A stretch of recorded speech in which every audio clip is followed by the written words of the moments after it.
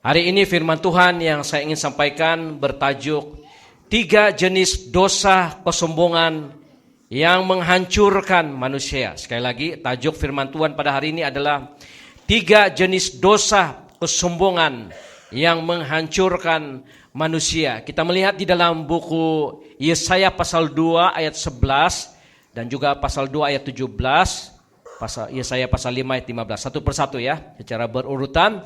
Buku Yesaya pasal 2 ayat 11 dikatakan sana, manusia yang sombong akan direndahkan dan orang yang angkuh akan ditundukkan, dan hanya Tuhan sajalah yang maha tinggi pada hari itu. Ya, ayat yang ke-17. Manusia yang sombong akan ditundukkan dan orang yang angkuh akan direndahkan. Hanya Tuhan sajalah yang maha tinggi pada hari itu. 2 kali dia sebut bahwa manusia yang sombong akan ditundukkan, akan direndahkan. Yesaya pasal 5 ayat yang ke-15.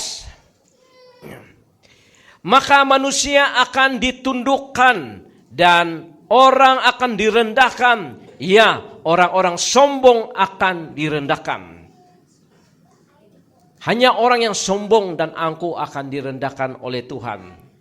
Banyak orang Kristen yang baik, mereka berhasil dalam hidup, mereka bahagia, mendapat jawatan yang baik dalam pekerjaan, dalam bidang mereka, tetapi akhirnya jatuh dan hancur karir mereka ya. Hidup mereka hancur bukan karena iblis, bukan karena digoda oleh iblis, tetapi dikuasai oleh dosa kesombongan dan tinggi hati. Salah satu dosa yang menghancurkan manusia, orang-orang yang berhasil, orang-orang berjawatan tinggi, orang-orang yang berpengetahuan, yang berhasil adalah dosa kesombongan ya. Saya telah mendapati dalam kesombongan itu pula terdiri daripada 3 bahagian. Selalu kita mendengar tentang dosa kesombongan, tapi hari ini saya bahagikan kepada 3 bahagian secara spesifik. Kesombongan-kesombongan ini ada kategori dia. Nah, apabila saya memberitahukan tentang dosa kesombongan ini, mana satukah dosa kesombongan yang ada dalam hidup kita masing-masing pada pagi hari dan kita boleh menilai. Jadi kita boleh secara spesifik, kita boleh mengetahui jenis adakah kesombongan gembala dalam hidup saya. Dan kita akan cek masing-masing mana satu dosa, mungkin ada 2, mungkin ada 3, mungkin ada 1. Ya, daripada 3 dosa kesombongan ini. Yang pertama, dosa kesombongan yang pertama adalah menganggap semua kejayaan dan keberhasilan dari usaha sendiri. Kesombongan yang pertama adalah menganggap bahwa segala keberhasilan, kejayaan dia itu adalah diri sendiri, kekuatan sendiri. Itu kita lihat di dalam buku Daniel pasal yang keempat ayat 28 sampai 33. Buku Daniel pasal yang keempat. Di sana dikatakan, lihatkan di sana buku Daniel pasal keempat ya, ayat 28 sampai 33 saya baca di sini. Semua itu terjadi atas Raja Nebukadnezar. Teruskan 29.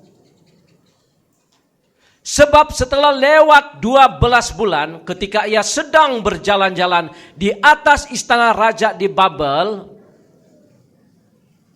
berkatalah raja, bukankah itu Babel yang besar itu, yang dengan kekuatan kuasaku dan untuk kemuliaan kebesaranku telah kubangun menjadi kota kerajaan. Teruskan. Raja belum habis bicara ketika suatu suara terdengar dari langit. Dan suara itu pasti suara malaikat, bukan utusan Tuhan ya.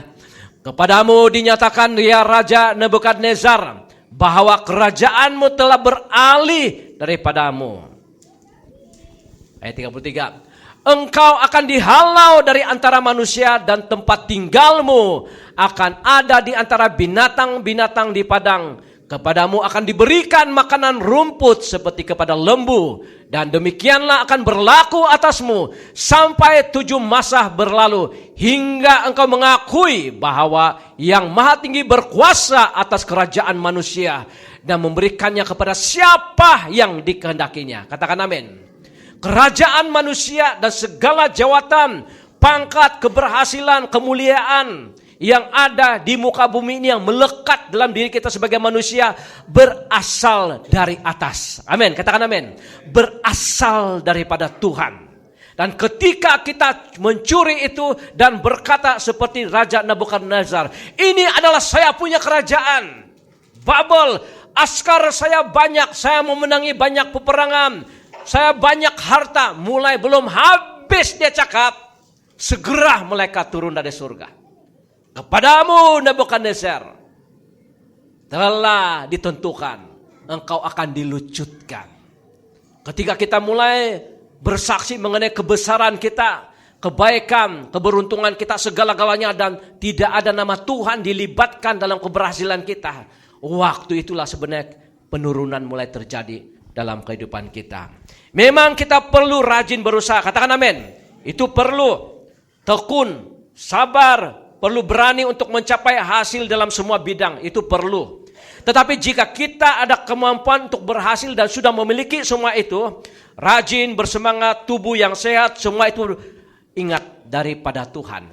Berikan kesaksian bahwa semuanya daripada Tuhan. Katakan amin. Banyak kita mendengar orang-orang jemaat berkata, kalau saya berhasil, saya akan berdiri di sini dan bersaksi bahwa Tuhan yang membuatkan saya lulus SPM. Tuhan yang membuatkan saya dapat pekerjaan ini. Orang lain tidak dapat, tapi Tuhanlah. Saya kagumlah kita jemaat di sini, dan selalu kalau si Ernie sama dorang si Mike sama Ellen kalau jemput di rumah mereka, makan-makan di sana, mereka akan bersaksi, apa yang kami miliki ini daripada Tuhan. Amin. Apa yang kami dapat ini bukan kekuatan kami, semata-mata semua daripada Tuhan. Saya kagum dengan hati mereka yang meninggikan nama Tuhan. Dan kita begitu, apa yang kau dapat pada hari ini, pekerjaanmu, makan, minum, kediaman, harta benda, ingat satu hal, semua dari atas. Once kita mulai cakap bahwa itu daripada kekuatan sendiri, ada orang cakap begini, kau pergi gereja pun tidak ada beras yang turun dari surga, Tuhan tidak kasih makan kau. Ini satu dosa kesombongan. Jangan ucapkan kata-kata demikian. Karena segalanya kalau kita boleh melihat pada hari ini, boleh berhasil, boleh bercakap, boleh memandu lagi, boleh jogging, boleh badminton lagi, karena Tuhan yang bagi kita kesehatan. Amin. Semuanya daripada Tuhan. Berikan kemuliaan selalu dalam hidup kita kepada Tuhan. Dan salah satu yang terbaik untuk memberi kemuliaan pada Tuhan, waktu pujian penyembahan dalam gereja. Amin. Itulah sebabnya bukan kita hanya meninggikan dia, tetapi saat kita memuji dengan seni kata lagu penyembahan, jauh di hati kita berkata, Tuhan, Kaulah yang layak menerima segala hormat, kemuliaan, apa yang ada pada kami, segala keberuntungan, keberhasilan kami masih hidup pada hari ini, kami masih bernapas, kami masih sehat pada hari ini, kami boleh memandu pada hari ini, kami ada pekerjaan, majikan kami masih ambil kami bekerja karena Engkau Tuhan. Amin. Dengan cara itu semakin kita akan diberkati Tuhan. Jangan lupa Tuhan dalam kehidupan kita. Akibatnya belum habis Nebukadnezar cakap, dari surga murka. Orang yang sombong cakapnya surga akan murka. Tapi orang yang meninggikan nama Tuhan, hadirat Tuhan turun kepada orang itu. Apa terjadi kepada Raja Nebukadnezar setelah dia mengatakan, kerajaan ini saya punya, segala askar ini saya punya. Macam manusia semua dia punyalah, betul kan? Semua power ini saya punya. Belum habis dia cakap, genit datang, kilat. Akhirnya apa terjadi? Dia dikatakan macam binatang. Moral dia rusak, wibawa dia sebagai raja hilang, dia dihalau daripada manusia. Dan akhirnya dia hanya makan rumput saja. Mulau alias mulau. Gila pada waktu itu. Hanya orang mulau saja kan. Tadi dia makan KFC, makan sedap-sedap di mana? Miucap semua. Semua yang sedap-sedap punya ada di meja raja, betul kan? Sekarang tidak boleh. Makan miucap pun tidak boleh. Makan apa lagi yang paling sedap semua di sini? Pizza pun tidak boleh. Dia makan rumput saja. Kesian kan, makan rumput saja. Tetapi puji Tuhan, Nebukadnezar ada kesadaran. Amin. Lihat, Daniel pasal 4 ayat 34. Lihatlah kesadaran Daniel. Daniel pasal 4, 34. Tetapi setelah lewat waktu yang ditentukan, puji Tuhan, ada waktu yang Tuhan tentukan bila dia menghukum kita. Amin. Artinya dia bagi kita peluang lagi. Tetapi setelah lewat waktu yang ditentukan, aku Nebukadnezar menengadah ke langit. Puji Tuhan, dia mulai menengadah ke langit. Sekarang tidak, tadi tidak menengadah ke langit. Dia bilang semua ini saya punya. Tidak ada kaitan dengan surga. Wah, luar biasa kan. Hari ini setelah dia direndahkan makan rumput. Siapa tahan makan rumput setiap hari kan. Breakfast rumput. Makan tengah hari rumput. Petang rumput. Gandasen lah macam itu. Banyak kudis macam itu ya. Akhirnya Nebukadnezar menengadah ke langit dan akal budi dia kembali. Tadi shot sudah. Betul lah. Orang yang sombong. Shot pemikiran dia. Keputusan dia bodoh-bodoh. Padahal bijak. Kenapa jadi begitu? Sebab dia tidak meninggikan nama Tuhan. Tetapi selagi kita meninggikan nama Tuhan, hikmat ditambah, kebijaksanaan ditambah, pengetahuan ditambah dalam kehidupan kita. Amin. Itulah banyak anak-anak Tuhan di tempat kerja, di mana-mana bos dia percaya pada dia. Sebab ada hikmat, pengetahuan, kebijaksanaan. Kekalkan itu, memuliakan Tuhan, meninggikan Tuhan dalam hidup kamu. Bila kau meninggikan Tuhan, kau akan dipromot di tempat kerja. Kau akan dipercayakan oleh majikan kau, oleh keluarga. Amin. Karena hikmat Tuhan ada pada orang-orang yang meninggikan nama Tuhan. Dan dikatakan sini, dan akal budiku dikembalikan lagi kepadaku. Lalu aku memuji yang maha tinggi. Puji Tuhan. Dan membesarkan dan memuliakan yang hidup yang kekal itu. Karena kekuasaannya ialah kekuasaannya yang kekal dan kerajaannya turun-temurun. Punya bagus penyembahan Raja Nebukadnezar ini setelah dia bertobat. Bagus kan? Orang yang bertobat, bagus dia punya penyembahan. Kalau belum bertobat, ada pujian penyembahan gini-gini. Dia tengok kokok dia gini. Setelah dia sakit, banyak masalah terjadi. Kalau ada 6 tangan, 6 jari juga dia mau kasih naik. Karena dia rasa Tuhan itu, madsukul laku, dia bilang bahasa Bajau. Madsukul laku. Berterima kasih kepada Tuhan. Dan hari ini kita diajar seperti Nebukadnezar. Setelah itu akal dia yang pertama dikembalikan, dia mengucap syukur kepada Tuhan. Seterusnya ayat yang ke 36 dan 37. Perlihatkan di sana. Pada waktu akal budiku dikembalikan kepadaku, kembalilah juga kepadaku kebesaran dan kemuliaanku untuk kemasyhuran kerajaanku. Para menteriku dan para pembesarku menjemput aku lagi. Kamu tahu, orang yang sombong, tidak orang suka berkawan sama kamu. Mereka menghindar sama kau. Tapi setelah kau kembali merendahkan diri dan bertobat, punyalah ramai kawan kau. Amin. Musuh kau pun menjadi kawan. Kenapa? Dia bilang, rendah hati itu orang. Saya suka dia. Rendah hati. Kerendahan hati membuatkan bukan hanya akal budi kau, martabat kau dikembalikan, tetapi ramai kawan.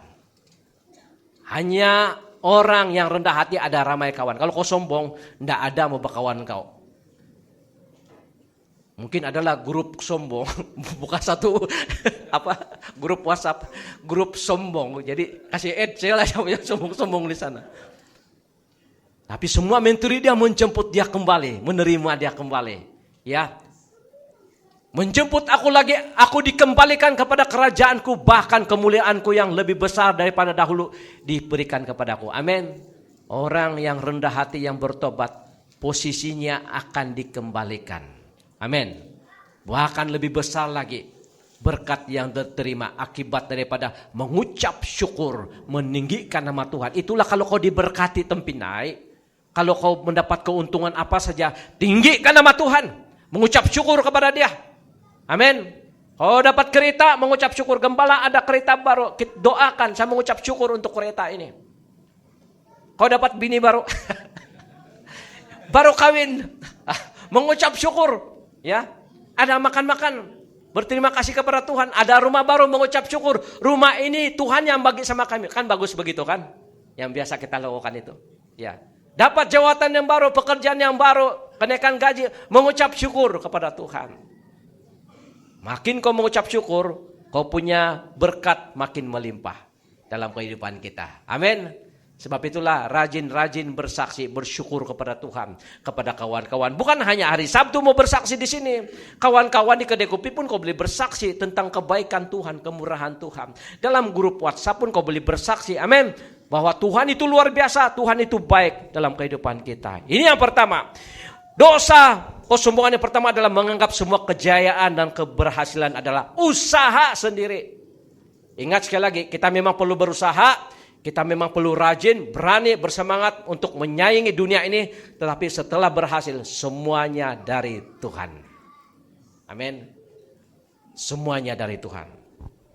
Yang kedua, dosa kesombongan yang kedua adalah tidak melibatkan Tuhan dan tidak meminta petunjuk Tuhan dalam membuat keputusan.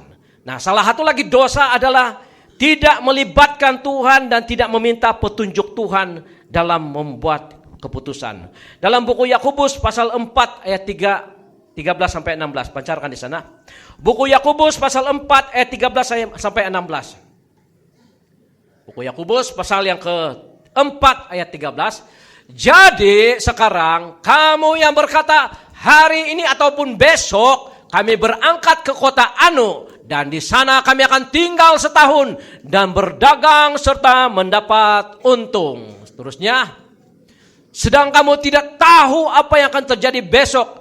Apakah arti hidupmu ini? Hidupmu ini sama seperti uap yang sebentar saja kelihatan lalu lenyap sebentar ya. Memang hidup kita seperti uap. Hari ini kita hidup, besok-besok adalah yang meninggal. Betul kan? Seperti uap saja. Kita tidak boleh sombong. Kita akan jadi kembali menjadi tanah liat balik. Teruskan. Sebenarnya, inilah nasihat firman Tuhan. Sebenarnya kamu harus berkata, jika Tuhan menghendakinya, kami akan hidup dan berbuat ini dan itu. Katakan amin. Sebenarnya, kita harus berkata. Ada banyak keputusan kita setiap hari, betul? Ada banyak choice, ada banyak pilihan kita. Ada banyak rancangan kita. Tetapi jangan terus melakukan rancangan itu tanpa bertanya kepada Tuhan. Amin. Jika ada seorang, ini untuk muda-mudi ya, dia mau bercinta dengan kau, mau couple dengan kau, ya, tanya Tuhan dulu. Tuhan, adakah ini daripada engkau? Cek firman Tuhan. Oh, dia bertobat. Dia lahir baru. Dia mengasihi Tuhan. Dan kau ada damai. Bagi tahu lagi orang tua kau ada damai. Ini kompom dari Tuhan. Sebab dia mengasihi Tuhan. Dan dia pergi sembayang di apa? Ya, yang bawang itu. Baru kau bilang, ini dari Tuhan. Karena lepas ini baru saya pelan-pelan mau pergi sembayang. Itu salah. Itu kesombongan. Berapa banyak perkawinan yang bukan dari Tuhan, tapi dipaksa diberkati di gereja. Gembala memberkati saja. Tapi sebenarnya walaupun di dalam nama Yesus, itu berkat tidak akan turun.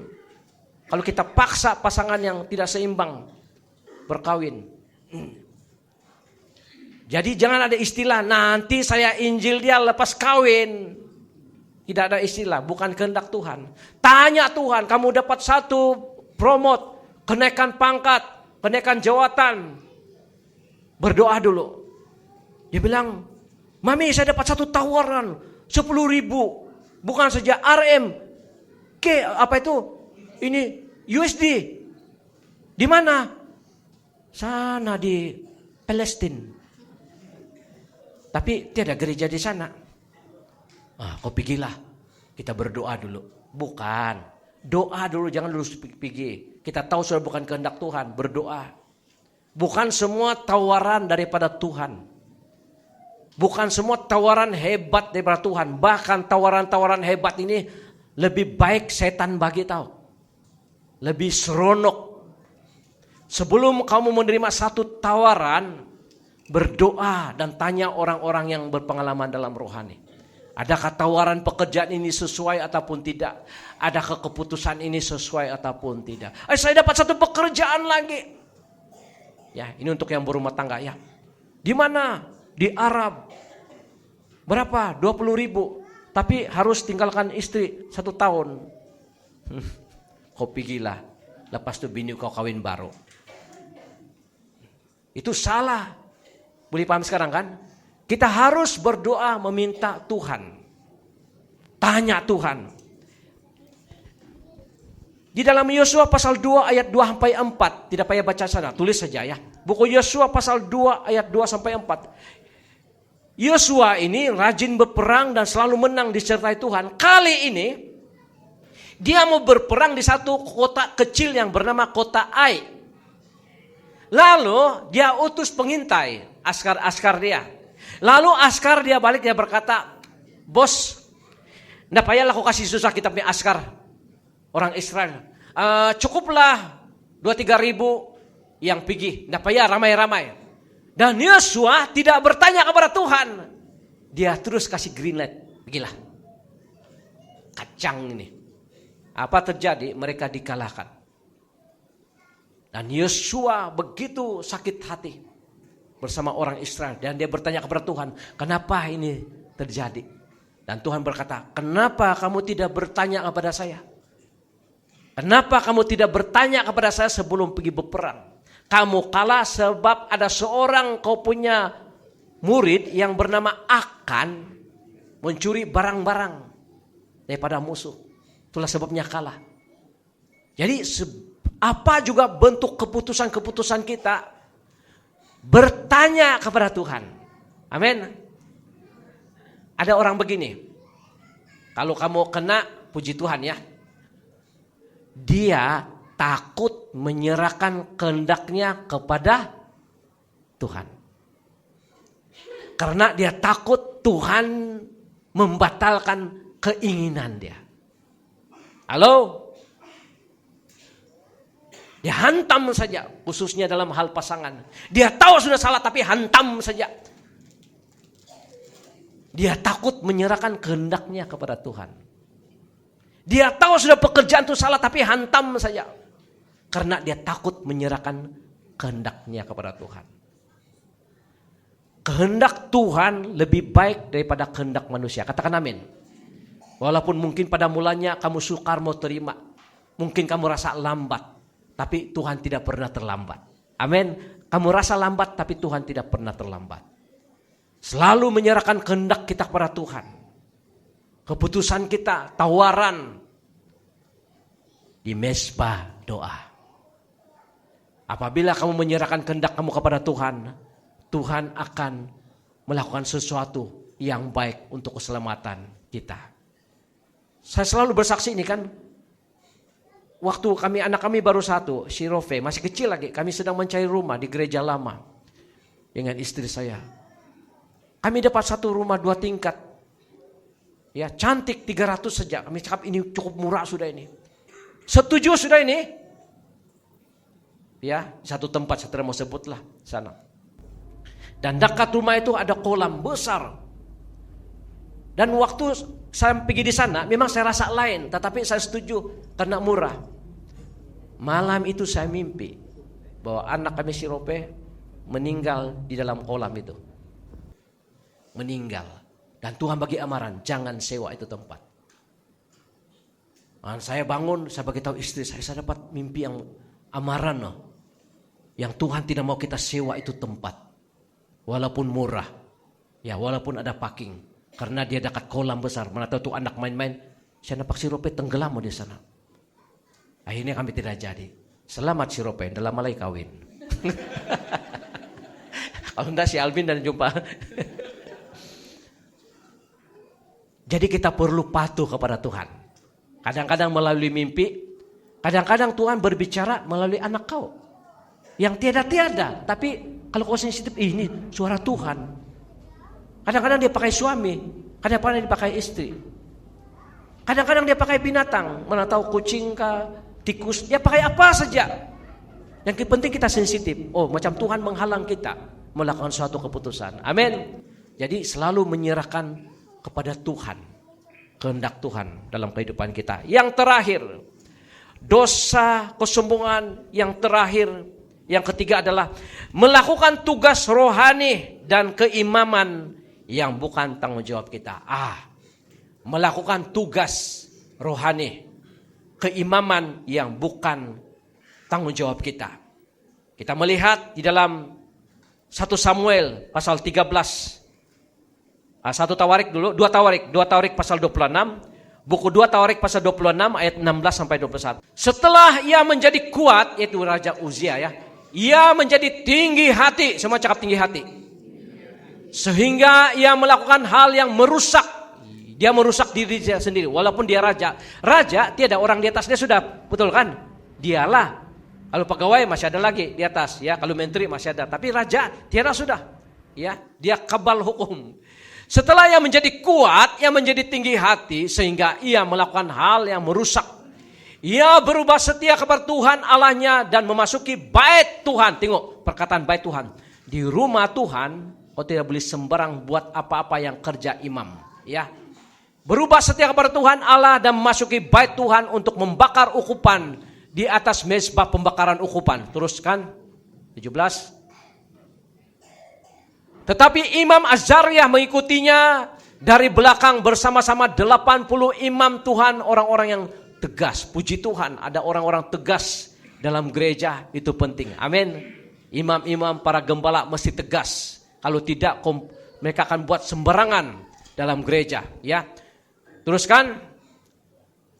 Mereka berdiri di depan Raja Uzia dan berkata kepadanya, "Hai Uzia," bukan lagi raja ya. "Hai Uzia," dia bilang, "kau sudah silap. Engkau tidak berhak membakar ukupan kepada Tuhan. Hanyalah imam-imam, hanyalah kami," dia berkata, "keturunan Harun yang telah dikuduskan yang berhak membakar ukupan. Keluarlah dari tempat kudus ini, karena engkau telah berubah setia. Engkau tidak memperoleh kehormatan daripada Tuhan Allah karena hal ini." Teruskan.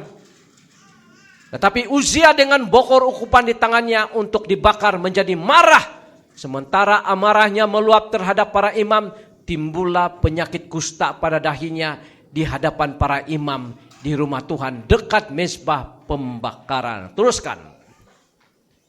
Imam kepala Azariah dan semua imam lainnya memandang kepadanya dan sesungguhnya ia sakit kusta pada dahinya. Cepat-cepat mereka mengusirnya dari sana dan ia sendiri tergesa-gesa keluar karena Tuhan telah menimpa tulah kepadanya. Teruskan. Raja Uzia sakit kusta sampai kepada hari apa dia? Hari matinya, dan sebagai orang yang sakit kusta, ia tinggal dalam sebuah rumah pengasingan. Perhatikan rumah pengasingan ya, diasingkan. Karena ia dikucilkan dari rumah Tuhan dan Yotam anaknya mengepalai istana raja dan menjalankan pemerintahan atas rakyatnya. Ada satu ayat lagi, tidak perlu baca, tulis saja. 1 Samuel pasal 13 ayat 8 sampai 14. Raja Saul juga membakar ukupan ya di Gilgal di sana dan Samuel berkata, kau sudah melanggar perintah Tuhan." Sejak itu, daripada itu Saul sampai mati dia kerasukan. Ya, karena apa? Dia melanggar tugas keimaman. Ya, apa yang kita boleh belajar daripada tempat ini? Daripada dua raja ini. Raja tidak ada orang di atas dia. Dia boleh mengarahkan apa saja. Dia boleh buat apa saja. Tetapi untuk di rumah Tuhan, dia tidak boleh melanggar kekudusan. Hanya imam boleh buat. Hanya gembala sidang boleh buat. Amin.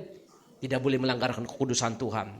Mereka menganggap tidak ada yang lain berkuasa sebab mereka lah raja dan boleh arahkan apa saja dan berbuat apa saja. Pelajaran di sini, walaupun Anda seorang berpengalaman, mungkin bijak, sekolah tinggi, mempunyai pendidikan lebih tinggi dalam dunia luar, PhD, doktor di luar, ataupun memiliki pengetahuan lebih baik daripada gembala sidang kamu. Mungkin gembala sidang kamu diploma dan kau master degree dalam sekolah Alkitab. Tetapi Anda tidak diurapi menjadi imam pendeta. Katakan amin. Anda tidak diurapi. Jangan berkata, inilah idea saya. Saya dapat pelajaran ini. Begini bah sepatutnya. Begini bah sepatutnya. Habis kau karena kusta sudah. Ya. Jangan menganggap rendah para gembala dan merasa Anda lebih tua, matang, tahu firman Tuhan. Boleh buat keputusan sesuka hati. Ya. Sesuka hati pelayanan. Itu tidak boleh. Jangan coba membakar ukupan, korban bakaran pelayanan yang tidak ditugaskan ataupun tidak diarahkan oleh gembala sidang. Katakan amin. Jangan coba membakar korban bakaran pelayanan. Korban bakaran pelayanan. Melakukan sesuatu pelayanan tanpa diberi mandat, ditabiskan oleh gembala sidang. Apalagi melawan gembala sidang. parah akibatnya. Dapat kusta dan jawatan Anda tidak berlanjutan dalam gereja ataupun dalam pekerjaan di luar. Ada kusta-kusta yang menyebabkan orang tidak boleh bekerja dan maju dalam pekerjaan, dikucilkan. Orang yang menentang dalam gereja, yang memberontak dan melanggar tata susila gereja, ya, dengan kekuatan kebijaksanaan dia berkata, saya boleh urus ini pelayanan, tidak payah gembala, saya boleh buat ini tanpa green light, tanpa pentadbisan, tanpa kelulusannya pada gembala, kau boleh buat. Tapi akhirnya kusta datang. Mungkin secara badan kita tidak sakit, tetapi kerohanian kita turun, hubungan kita dengan Tuhan turun. Banyak orang begitu, dia bukan gembala tetapi dia buka gereja. Dia menganggap diri dia gembala.